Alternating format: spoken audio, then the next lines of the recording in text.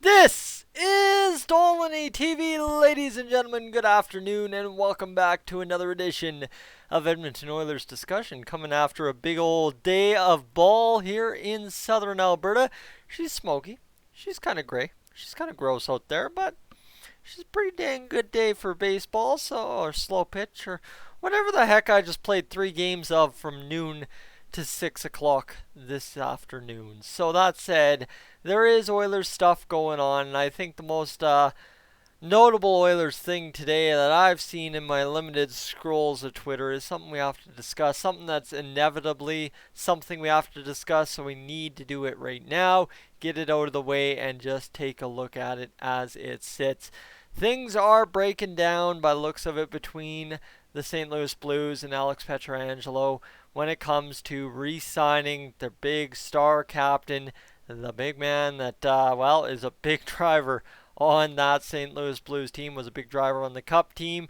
But here's the big reason he gets so much credit. The guy is elite as elite gets in the NHL right now when it comes to a right-handed shot defenseman, 6'3", 210. He's a big dude back there and a guy who produces offensively. You can scream from the rooftops all the good things Alex Pietrangelo does, and because of that, he needs a big contract, and it doesn't look like the St. Louis Blues are willing to go as high as he's wanting to go. So that leaves in the question, does he fully indeed test the free agency market? And I believe that is more than likely what's going to happen, just based on kind of the reports we've seen over the last 2 days, unless there's some kind of weird bridge deal. But here's the thing. If he's demanding that over to St. Louis, and St. Louis isn't willing to meet that, somebody more than likely will be willing to meet in the $9 million range for Pietrangelo on a 5-year deal. I'd say 5 years is probably the max any team would want to go. And if I'm the Edmonton Oilers, 5 years is the absolute max I would want to go on a $9 million deal with Alex Pietrangelo. But hold on. Anybody that thinks, oh yeah, that makes sense. Yeah, Oilers, 5-year times 9, $45 million deal. Yeah, Alex Pietrangelo, sign me up.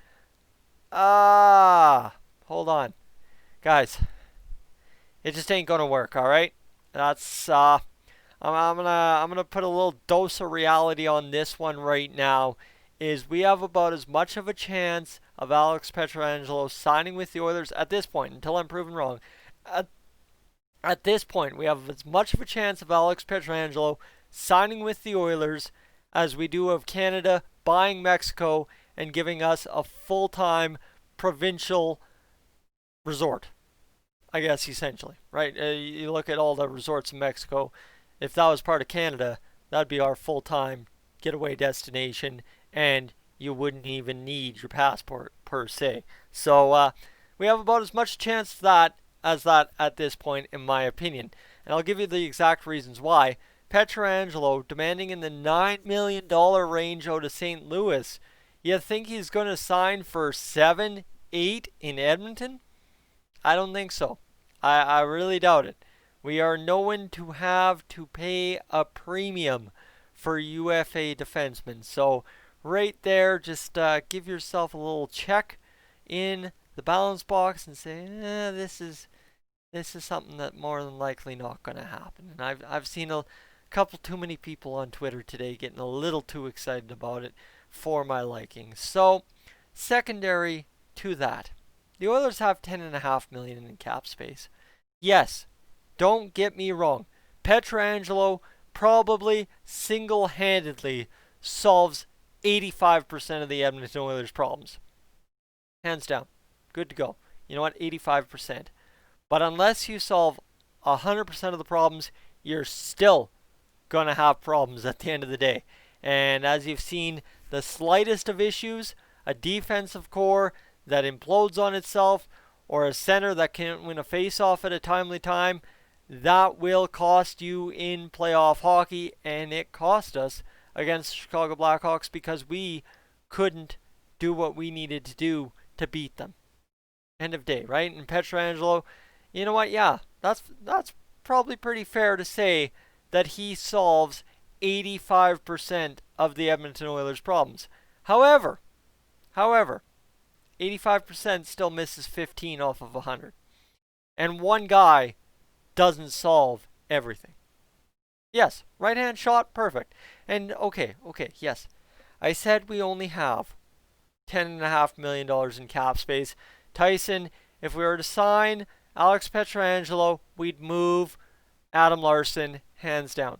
I get that. Don't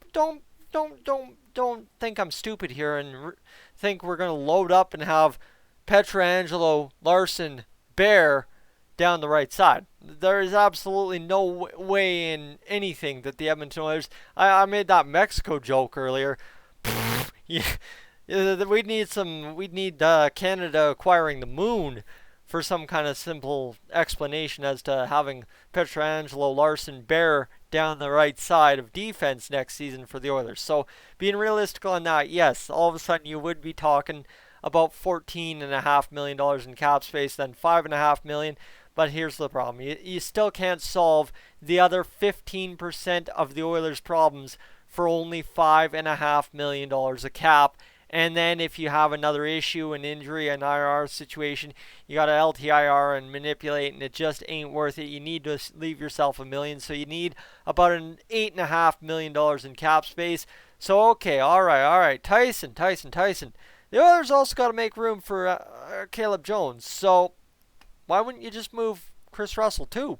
$8 million in cap space. You're spending $1 million technically of your 10.5 that you're crying about on Alex Pietrangelo.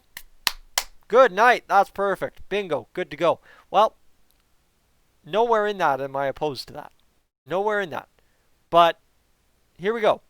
If you are sitting here thinking that you're going to get a move for a goaltender this offseason, you're going to get Chris Russell, Adam Larsson, Athanasiou all traded, and you're going to sign Pietrangelo, that is a very lofty list for more than 75% of NHL GMs this off-season, let alone our very own Ken Holland. There's so much maneuvering within those moves to get to where you want to be on your wish list that I honestly don't see it happening. That's another reason I just don't see Pietrangelo happening, is because there's so much to do. Now, here's the reason I'm talking about it. Obviously, it's a possibility. Anything in the world in 2020 is a possibility, and whether I want to sit here and be all gung-ho for it or I want to be big old naysayer, it's still a possibility. Like I keep referring to, because this is our first offseason after last offseason where we traded Lucic for James Neal, and I was on front with the rumors about Lucic and Neal swap before, I think it was a month before the trade happened, and everybody ridiculed it and made fun of anyone that thought it was a possibility, and there we were a month later trading James Neal for Milan Lucic, and it's just mind implosion. Yeah, it took a third round pick, but ladies and gentlemen, look at the Oilers' history drafting third-round picks lately, or in the past. Let's go back to 2000, the year 2000. It ain't that great. None of our draft history is really that great. So, I mean, yes, with Ken Holland, that's a valuable pick, but until proven otherwise, and I think Ilya Konovalov is going to be that otherwise, it's kind of a tough situation to say either way. But again, I think right now, it's a little too much to ask to get Pietrangelo into copper and blue. It just seems like a little bit. Orange and blue, whatever you want to go. Just seems a bit too much, too rich, too everything. But 5x9, moving Larsson and Russell, 100% sign me up. Don't get me wrong there, okay? I understand there might be some hate on for me being so strongly against it at the start of this video, but don't get me wrong. In the right world, I am all for this. 85% of the problem solved in one move. And then you solve the other 5% with Larsson and Russell in the same move. You're up to 90%. You only spent $1 million against your salary cap. We can solve those problems. We can. But how much of that maneuvering is Ken Holland going to be able to do in the flat cap world? That is the question you have to ask yourself. No matter how much you're for or against this idea, this possibility, that's the thing. It's a possibility. You need to ask yourself, How much maneuvering do you actually believe is possible for Ken Holland without hurting ourselves a little bit within a flat cap world? Ladies and gentlemen, I'm Tyson. The wings are in the oven. This is Stolany TV. I'm going to go out and I'm going to have a great night. Celebrate a good day of slow pitch. Total run differential on the day like plus 13, so it's a good day. And we'll talk to you tomorrow after all things are wrapped up and done here. Guys, up on out of here.